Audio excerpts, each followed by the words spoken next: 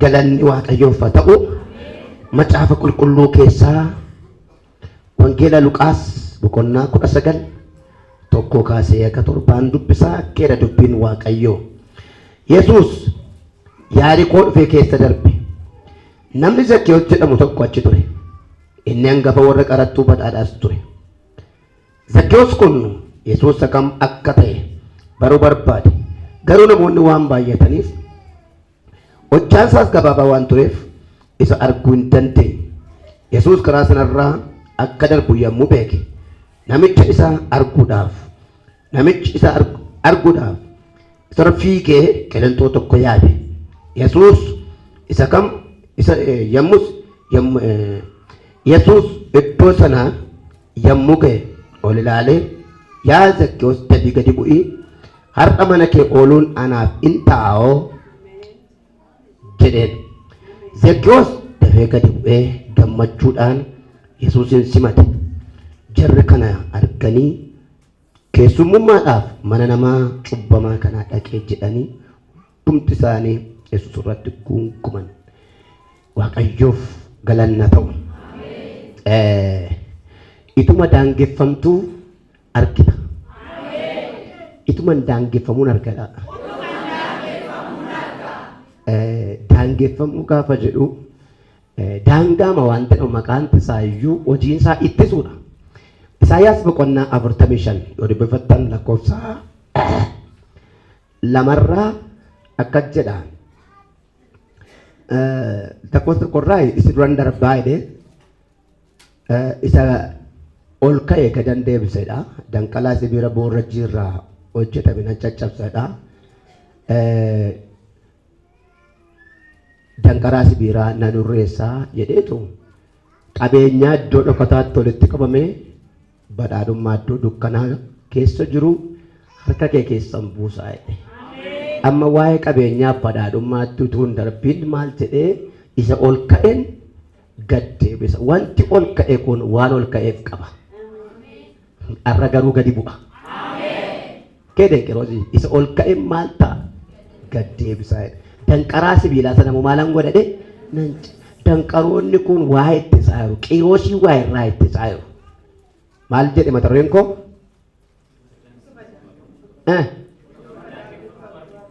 Walumarraa illee dhaggeeffadhaa ka'ee danqaraanis cufaanis gaarris hojii isaanii qiroos dura dhaabbataniitu wanta qiroosiif ka'ame tokko qabeenyaa iddoo dhokataa badhaadhummaa iddoo dukkanaa keessatti walitti qabame isaaf kan ka'ame kan qiroos kan ta'e sana daangessuuf ta'u akka jedhe garuu anatu cabsaa ati itti dabarta jedhe. Waaqayyoo danqaraa cabsaa ati immoo hin dabarta. Hin cabsitan jenne hin cabsa jedhe malee. Guyyaa tokko umuriin wangeela lallabe yookaan waaqeffadhe lallabuu durayyuu waaqeffadhe kiyaa guyyaa tokko akka goote akka godhattan jenne akkasan sii godhaan dhaga'a. Lolattee akka itti mo'attee dheem beeku. Dhiibdee akka itti kuffiftee dheem beeku. Anatu si lolaa'edha. Anatu si dubbatedha. Anatu si boojisiisedha. Ana jedha. Kan kee isa ga'a. Kan nama yoo ta'e kan kee Yesuus. Wantoota jalqaba boqonnaa 2 lakkoofsa 9 irratti akka jiru waan waaqayyo warra jaallataniif qopheessedha. Iji namaa hin agarre, gurri namaa hin dhageenye, yaadni namaas bira hin geenye. Isanni qopheesse waaqayyo eenyu warra isa jaallataniif. Haleluuyaa. Amma qabeenyaa iddoo dhokataa badhaadhummaa iddoo dukkanaa hin jedhamu kun waaqayyootu qopheesse namni hin agarre. Nami waa hin agarree gaaffiitti ta'uu danda'a. Hojichi hojii waaqayyooti.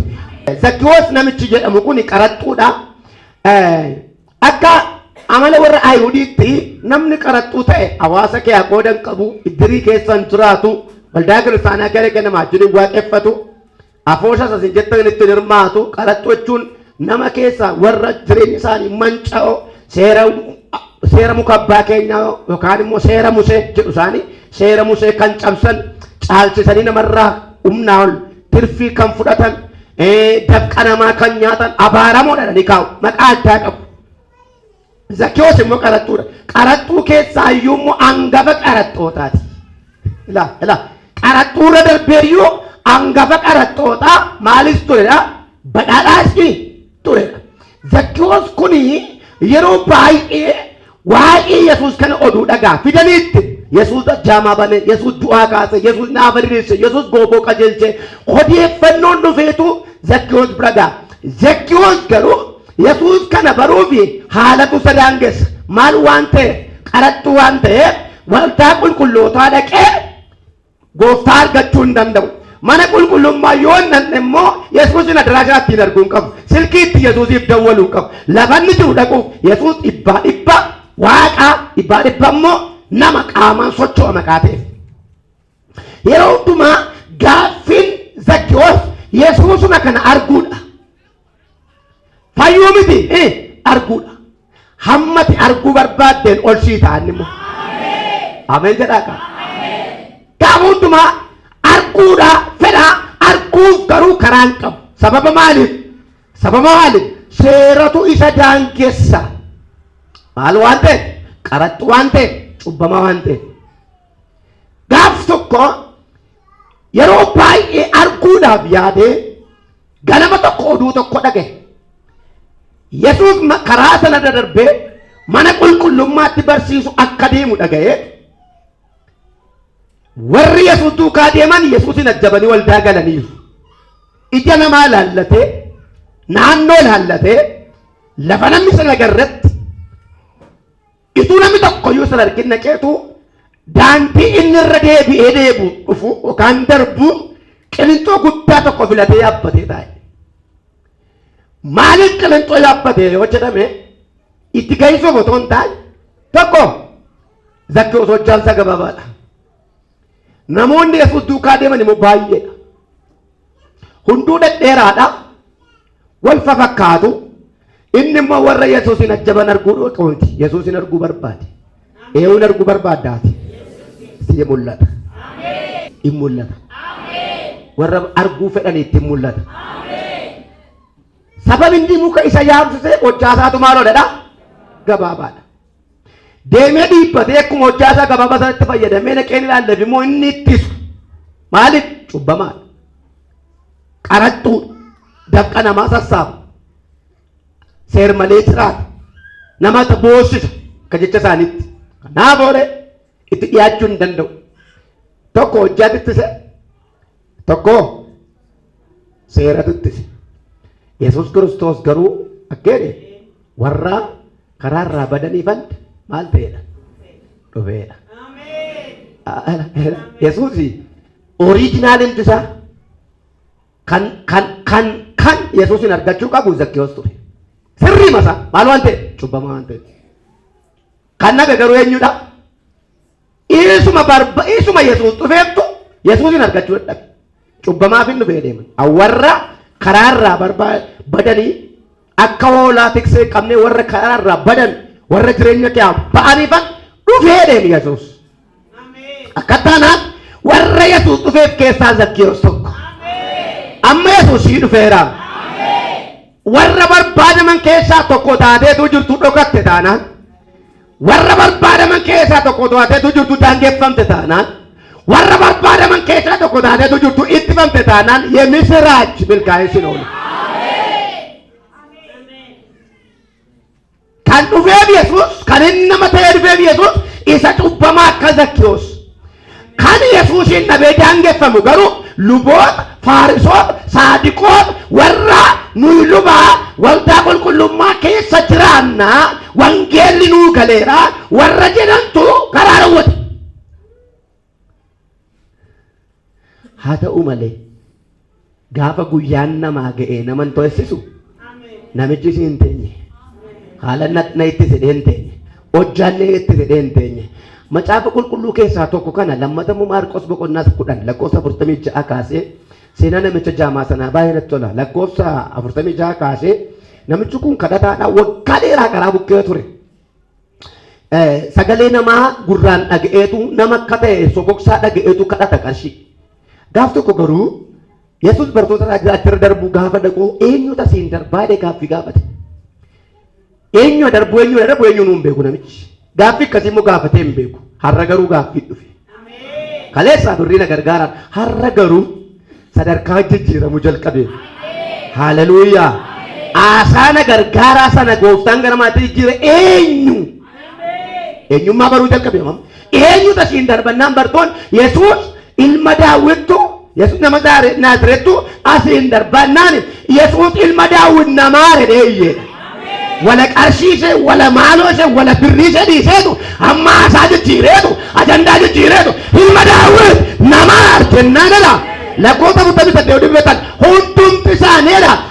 Isa jechisiisuuf isa ifatan jedha. Nama aarsalaasitti maal jedhan? Isa jechisiisuuf isa ifatan eenyu namaa jedhan? Kan inni waamaa jiru Yesuus. Kan afaan qabachiisu nama. Waa'een koo sin gashu jedhee zanaa jedhi. Inni waa'een koo gashu jedhin. Anaaf jedhee waaqarraa gadi bu'ee nama ta'ee dhalatee foon uffatee fakkeetti namummaatiin jedhin ba'aa cubbuu koo baatee dhimmi koo akka isa laallatu beekee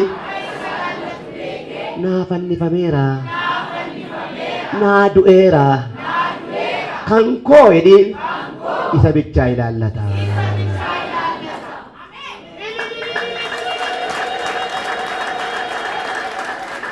Eenyuun qofa eenyuun ilaallata? Mee dhimmi koo isa duwwaa ilaallataadhaan mallee calliseedhaan hundumtu maaliif calliseedhu wannaa dhame? Wangeela Yohaannis boqonnaa 9 irratti gaaf tokko bartoonni kun ituma Yesuus wajjin deemaniitu waa'ee namicha kanaa gaaffii gaafatan. Namichi kun cubbuu eenyuuf jaamaa ta'e dhalate? Abbaa isaatu yakke moo? Isatu yakke moo? Haadha isaatu yakke moo? Cubbuu eenyutu jaamsennaani gooftaan akkeen ulfinni Waaqayyo akka ittiin mul'atuuf jaamaa ta'e. Maal akka ittiin ta'uuf? Jarattiin kun kana gurraa qabdi. Maal akka ta'uuf? Har'aaf ta'achi malee kaadhimamaadha ulfina gooftaa mul'isuuf. Qaxaroo qabateera gooftaa wajjin. Akkas jechuun karoora Waaqayyo keessa galee namichi kun. Beeku isaan kana. Akka gooftaan kaasee ulfina isaatti mul'isu beeku odeeffannoo qabu. Gaafa namichi waammatu gooftaan immoo silayyuu ulfina kootti mul'ata jedhee fayyina namichaa mirkaneeffataniitu aaruu jalqaban. Haleluuyaa. Callisi gaafa isaan ittiin jedhanii namichadha lakkoota fotoota dubbisan itti caalchisee iyyeedha. Abeet abeet. Maal ta'e? Ega jettanii immoo hin jedhu. Amma dandaansaa warra danqituu jimmiti. Warra daangeessituu jimmiti. Warra rakkiftuu jimmiti. Ajandaansaa yookaan karoorri isaa Yesuusii wajjin. Ganama kaname ishee safara kee wachuu dhiisi. Ishee sammuu kee wachuu dhiisi. Ishee kiisii kee haasoftuu dhiisi. Yesuus iddoo dhabin baata. Haleluuyaa! Inaasa naannoo keenya. Amma dhuguma siitu nama ta'a. Sii barri darba. Sii Waaqayyo gargaara. Sii balbali cufama. Lemin. Maaliif? Maaliif hin balamusi? Maaliif hin guddattu? Maaliif hin milkoottu? Mucaa Yesuusoo. Ani mucaa isaati malee. Isaan kun waan sirrii nutti maaru miti. Isa nuu ta'uuf jedhu yaaddaani. Isa nuu milkaa'uuf jedhu yaaddaani. Sodaa nutti naqanii bakkeetti nu hambisuu barbaadu. Hin danda'amu. Itti caalchise maal ta'e? Iyyee ilma Daawit namaatti. Yesuus dhaabateetu hin dhaga'a. Bartoonni jechumeeru. Yesuus jechumeera. Yeroo isaan callisee namicha dheekkamu Yesuus hin dhaggeeffata. Isa iyyuu dhiisee maal jechaa jira jedhe. Dhageeraam Yesuus maal jechaa jennaan nama arsiin jechaa jira jennaan qabaa fidaa jedhe. Elaaga asitti cima. Asitti ulfaata baay'ee kabbada asitti maal ta'a? Qabaa? Eegufa? Intinaan baa. Qabaa? Achuma dhaabatee Yesuus namicha sana argannaa jedhe bira raawwamu danda'ama hojii kenneef jirattiif. Durnarraa itti iftu amma immoo sinuma fida jedhe. Itti iftuudhaan hojii ishee daangessituudhaan hojii ishee barana hundi hojii argata. Warri hidhii ofirratti nyaatani waa'ee kee barana hojii argatu. Isaan taala mijeessituudha. Dhimma raawwachiisuu keeti isaati. Mee ameen jedhame. Miimoorii isa jallinaa keessaa dallatee isa kan biraatti caanee hojjedhuu fedhamu. Ameen jettu aboo. Inni raafatti akkuma nama beekee ishee godha. Yesuus jira yaa.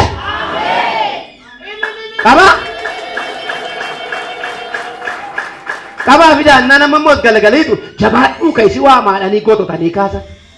Jabaadhuu maal ta'e? Sila maa jedhan?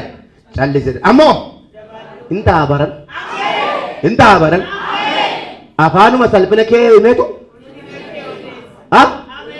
Arrabattiin tokko jechi isheen geddarama. Waaqayyo arraba lama nuumu tokkuma uume ishee makaleessa marsiituuftu kana booda immoo galata akka dubbatu jira. Isa immoo waaqayyo mannuu kaasee dhusichi immoo. Hallelujaa. Jabaadhu ka'ii si waa maadhanii harkisanii itti geessinaan maal akkasii godhu barbaadannaan agartuun koo kanaa deebi'annaan argi jedhe. Isa kana miti kan ulfaatu namittiin fayyitee Yesuus duukaa buute. Maal taate? Manatti hin galle warruma karaa dhowwatan warruma achitti hambisuu barbaadan warruma danquu barbaadan warruma abdii kutannaa tawwaajan duukaa manatti Yesuus hin lallabuu jalqabde. Wanti isaa hin jibban hin oolu warri boodatti si ittisuu barbaadan of duratti si argu. Mee waaqayyo na dursiisadhaa miti. Ituu argachuu malu ituu gooftaa amanachuu malu ituu fayyuu malu gooftaa isaa dhuferraa Zakkiyoos daangeffame. Muka yaabbatee kaafanni taa'ee eegu akka warra Faarisotaatti immoo Faarisoonni yeroo hundumaa amala isaanii keessaa maqaa barbaadu. Yesuus barsiisaa waan ta'eef gooftaa warra Yihuudootaa jedhanii waamu waan ta'eef namni har'a Yesuus mana isaa dhaqe namichi sun safara keessatti kabaja guddaa qaba. Maaliif? Namni beekamaan tokko yoo mana keessan dhufe akkuma namaattu dura miti ree qabaluutti baay'ee walitti dhiyaata jedhu miti. Amma Yesuus inni kunis achii baanaan Yesuus mana koo dhaqadhaniitu Yesuus duukaa yaa'u. Yesuus mana qulqullummaatii gaafa ba'u namni tokko ituu hin argin qileenxoo sana bira ga'ee dhaabate. Maa dhaabataan deemuu jedhu hin dhaabata gaara gatamaa lafaa kaasuuf sii dhaabata. Ganama kana sii dhaabata. Ulaatitti dhokattee ulaatitti danqamte sanaa si kaasuuf waaqayyo sii dhaabata. Hin dhaabate.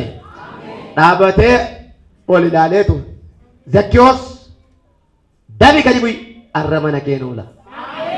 Sii tokkicha du'an jarri maal du'an beektu Zakkiyoos jedhee waamuusaa baay'ee isaan naasise qaraxxuu jibbamtu maqaadha Yesuus. Kana bichaadha arra mana kee inni kun immoo mataa qabachiise nama yiisiisa. Ituu akka bara kanaa ta'e pireejeriin mataarra ba'ee nama fixa ture. Mana eenyu? Mana eenyu? Har'a mi'a Yesuus mana kee oola. Har'a Yesuus mana kee oola. Firooma kee ona namni mul'ellisu taatiti Yesuusin oola mana kee har'a. Har'a mana kee dafi maal ta'e? Inni kun mana koo dhaqadha, inni kun mana koo dhaqadha, inni kun mana koo dhaqadha hunduu qophaa'aa amma wuxxeetiin isaan barame. Riizaaltiitu ba'e. Yesuus mana eenyu oola? Mana Zakkiyoos. Kana booddee gaafa inni gadi bu'u Zakkiyoosii Yesuus walitti aananii deemu inni kaan dabilii ta'ee booda deemu. Alleluuyaa.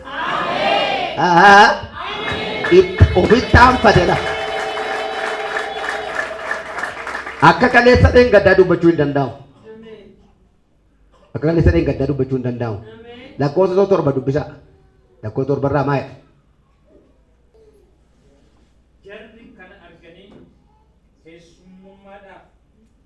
mana nama cubbamaa kanaa dhaqe jedhanii hundumti isaanii Yesuus irratti gunguman. Irratti gungumu. Zakkiyoos irratti maranii. Irratti gungumu. Gooftaa irratti gungumu. Ila safuun beektuun jiratti nama bira dafarte waaqa irratti gungumti. Mana eenyu dhaqee? Mana nama cubbamaa. Mana nama maalii? Duukaa jiru gungumaa deemu garuu duukaa. Kan nama dhibu hagungumtus hayuustus. Kan natti tole kiyaa mana eenyuun oola jedhe. Mana keen oolannaan Zakkiyoos dura buutee kaatee Yesuus booda bu'ee ba'ee hundi ishee akka waldaa baatetti ituu as hin gorin itachi hin gorin Yesuus duukaa mana Zakkiyoos. Maan galle mana isaaniitti namni dhugaa waaqayyo dur bakkeetti hin jaallatanii waldaa kana kun barbaadanii har'a yaatee dhuftee mana guuttidha. Harka kee ol kaas, harka kee ol kaas.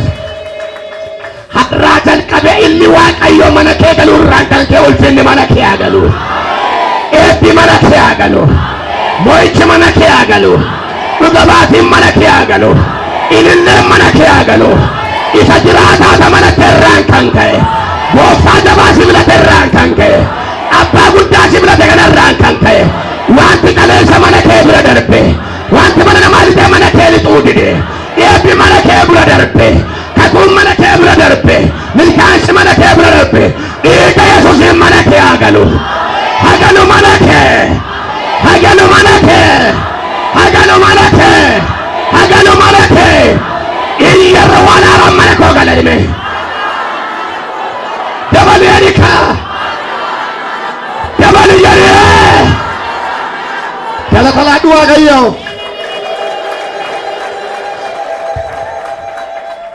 Namichu sodaa isaanii muka yaabe malee deemee waldaan naqu. Rakkina isaanii muka yaabe malee dhaqee makka warra kaa dhaqee waaqessuu hin danda'u. Ittisaniiru, daangessaniiru. Hamma gaafanni muka yaabu garuu akka inni isa barbaadu beekee Yesuus. Garaa namichaa beekee Yesuus. Rakkina hin qabu jedhe. Ati muka yaabbattee na agartee maatiin kee immoo na agarre waan ta'eef dhaqee maatii kee arga jedhe. Hallelujah. Maal jennaan arreena gartokkeen fayyuu tole manni kee guutummaa fayyaa jedhe. Ganama kana mee waaqayyo gartokkee guutuu guutummaattis fayyisa. Ikoonomiin kee fayya. Spiritualiin kee fayya. Kaayyoon kee fayya. Gaa'illi kee fayya. Abjuun kee fayya. Maqaa Yesuusiin sirratti haa ta'u.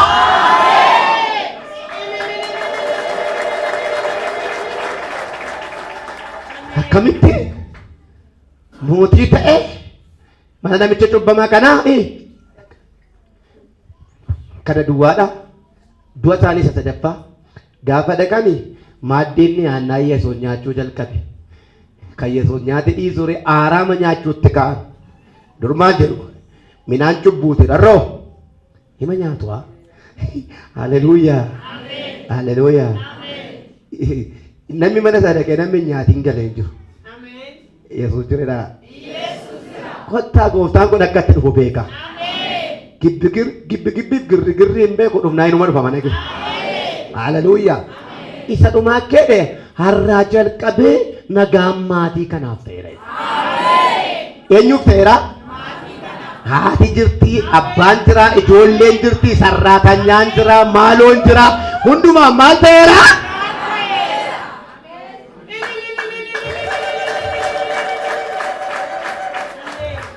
Egaa torbee booddee namni Zakkiyoos dura waldaa dhaqu hin jiru. Sababiin isaa waan ittiin gad ittisan hin jiru. Yesuus jira. Ituma daangeffamtu. Ituma ittifamtu. Ulaagaa kanan guutuutuma hidhamtu. Sababa garaa garaatu tarraa'u ulfinicha hin agarta. Mee Waaqayyo na agarsiisa. Isaa sana inni jedhu, isaa isa haalli jedhu, isaa isa seetan jedhu, isa bira hin dabarrame. Dhugaa akka Waaqayyo. Yaanni koo yaada keessan irraa, karaan koos karaa keessa irraa akkam? Adda. Yesuus guddaadha. Dhaabadhu mee ka'ii. Uffedhime. Sinna boqochiiseedhi. Silaalleedhi. Jireenyi koo kanan ta'u tureedhi. Dafee qaqqabaa koo edhi. Daftee na qaqqabdeedhi. Akkeedhuudhaa jara tokko takkeedhu waa'ee kekkeedhu maal namichumti kun dhagaama nutti ta'e dhagaama daarii nutti ta'e nurraa buqqa'uu madidee baay'ee soo yaalle itti soo qaamne maqaa soo geessine footoo soo geessine innoochuma iraa innoon dideeru innoon dideedhaa maaloo innoon dideedhaa maaloo akka diddu kan godhe isa diduu sanadha. Akkeete hin sodaatin kennaan jireenya haaraas jira jira. Akkas jedhe Waaqayyo. Akkas jedhe yeroo hundumaa atu mallattoo ofirratti beektu qabda.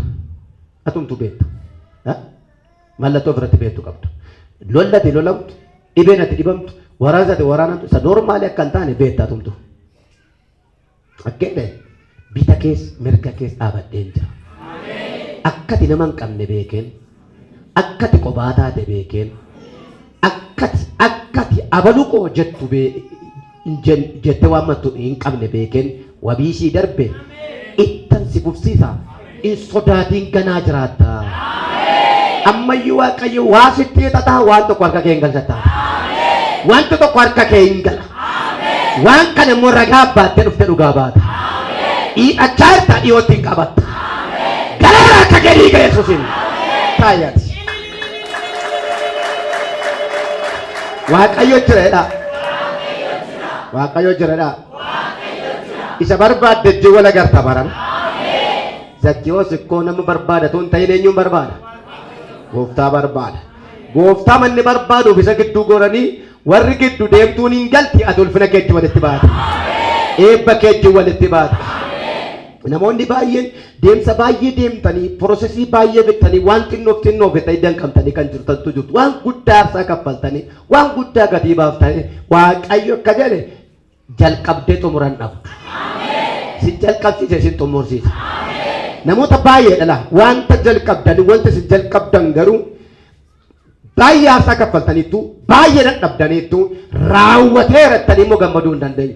Raawwateera jettanii immoo akka keessan galfachuu hin dandeenye. Waaqayyo akka jedhe akkuma si jalqabsiisetan si xumursiisa. Gaaffiidhaan gaaffii ittiin fuftu gaaffii kee raajeffannoo tan geddara. Galata laannaa Waaqaaf.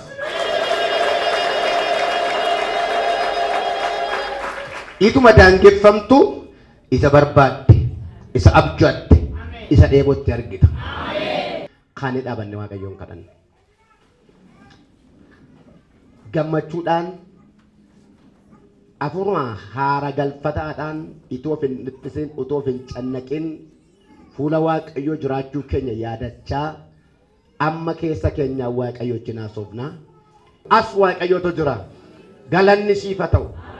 Bara baraan kabajami. Mootii nagaa ulfaadhu. Abbaa araaraa ulfaadhu. Hangafa nagaa ulfaadhu.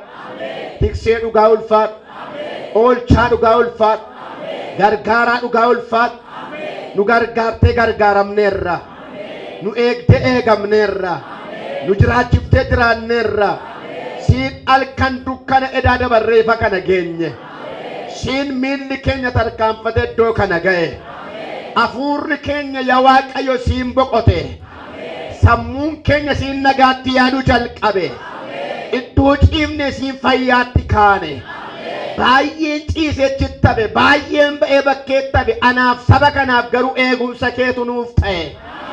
Gargaarsa keetu nuuf ta'e. Araara keetu nuuf ta'e. Gaarummaa keetu nuuf ta'e. Eegumsa keetu nuuf ta'e. Si galateeffannaa galatoomi. Karaa nu dabarre kiyyoo baay'ee kan amajaajiin jireenya isaanii daaraa ta'u.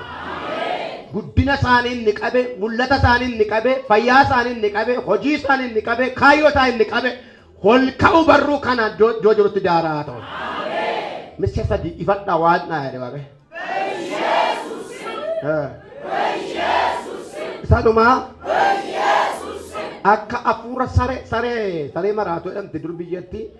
Bineensa wayiti saree fakkaata garuu saree miti oomacha kobba saamunaa kan fakkaata oomacha darbataa fiiga. Nama barbaada nama keessa nama barbaada hin fiiga baay'ee fiiga of gatii ma fiiga sareen kun lubbuu galaafachuu bineensa barbaadu tokko jira Waaqayyo hafuura kanan dhaa'e. Lubbuu olchuu qaba Waaqayyo. Ol kaasa harka keessa laadii fi kamoose kandaraa baadiyaa bineensa kana Waaqayyo nan dhaa'eera. Na gargaara kadhadha maqaa Yesuus Kiristoosin. Maqaa Yesuus Kiristoosin. Ija Waaqayyootu si arge. Lubbuun itti xiyyeeffatte sirkaa baafneera. Du'ati irratti karoorfatte gara keetti deebifneera. Salphinatti qopheette gara keetti deebifneera. Waraanni maqaa Yesuusin. Waraanni maqaa Yesuusin. Waraanni maqaa Yesuusin. Maqaa Yesuusin si waraaneera. Jawweena na si waraaneera. Bineensi karoora bafattee baate si waraaneera. nanidda nan ciriina nan galaafadha kan jedhu si waraaneera. Si waraaneera. Si waraaneera. Ilaa nama keessa nama barbaada laa nama hundumaa miti. Nama keessa dhimmee nama barbaada bineensi kun. Nama keessa nama barbaada. Waaqayyo laa bineensa kana ta'ee booda darbateera. Waraana maqaa gooftaatiin. Waraana humna du'aa ka'uutiin. Waraana humna du'aa ka'uutiin. Maqaa gooftaa Yesuusin wal kowwa harka qulqullootaan lafa jirtu si gorraaneera. Si gorraaneera. Si gorraaneera. Bineensi kun mudhiitti citteetti. Waaqayyo xumureera. Kaayyoo ishee Waaqayyo ganama kana xumureera. Galatoomiyati. Kabajamiyati. Ilaa ammallee Waaqayyo natti hima waan danqameen dhaloota kan irraa kaasa danqaa'e. Akka dhuunfaatti Waaqayyo namoota irraa waan kakaasu qaba. Maqaa Yesuusiin inni sababa ta'e dura kee dhaabbate. Waan barbaaddetti akka hin dabarre. Waan karoorfattetti akka hin dabarre. Waan saganteeffattetti akka hin dabarre. Inni sababa ta'e dura kee dhaabbate. Ganama kana humna Yesuus iddoo gadaadhiisu. Kaaseera karaa keerra. Kaaseera daandii keerra. Kaaseera eebba keerra. Kaaseera kakuu keerra. Kaaseera kaayyoo keerra. Kaaseera mul'ata keerra. Kaaseera gaa'ela keerra. Ifa daasee sadi waan qaabani.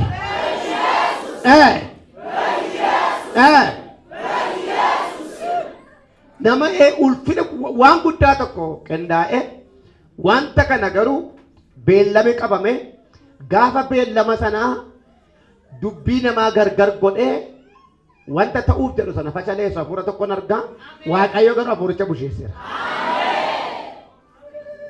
Hafuuricha busheesseera. Akkamitti kun ta'a? Akkamitti milkaa'insa akkamii ta'a? Akkamitti mo'icha akkamii ta'a? Akkamitti teenyee laalla? Karaa jijjiirra daboo kadhannadhaniitu seexanoonni hafuuraan wal ijaaru Waaqayyo garuu gargar bittimseera. Ani darbeera dhika. Itti dabali yaabbe. Haleluuyaa. Kabaja argatu. Wanti dhaloota kan irraa qabame gada dhiifamu. Wanti hidhame haa hiikamu. Wanti danqame haa milkaa'u. Wanti cufame haa banamu. Abaarsi jireenya isaanii irraa haa cabu. Baay'ee guyyaa shanii as takka taataa garaacha kee kana qabeetu akka nama waa alanfatu si alanfata idda garaacha idda nuura kee kana qabee mas nyaata mas ciniina guyyaa shanii takka taataa eetarta harka kee ol kaasu boleettiin akkasii guyyaa shanii asii wattu. Maqaa Yesuus Kiristoos waan hamaan qabu jireenya keerra. Hacamu nagaa keerra. Hacamu fayyaa keerra. Abiddaaf dhiiga. Garaacha ishee keessa dhiiga Kiristoos gooftaan hafuura guddaa baafachiisi sokki. Hafuura baafachiisi sokki garaacha ishee irra daf. Dab wangeelatta ittamitti teesse ciniin taree abidda sana taa'e caalaa alkeen keelaa hafuura si baafachiisaan sokkala.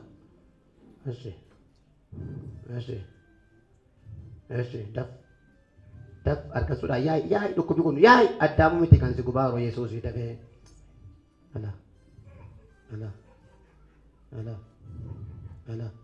hafuura baafachiisa si machan hafuura si baafachiisa kana booda hin jiraatu.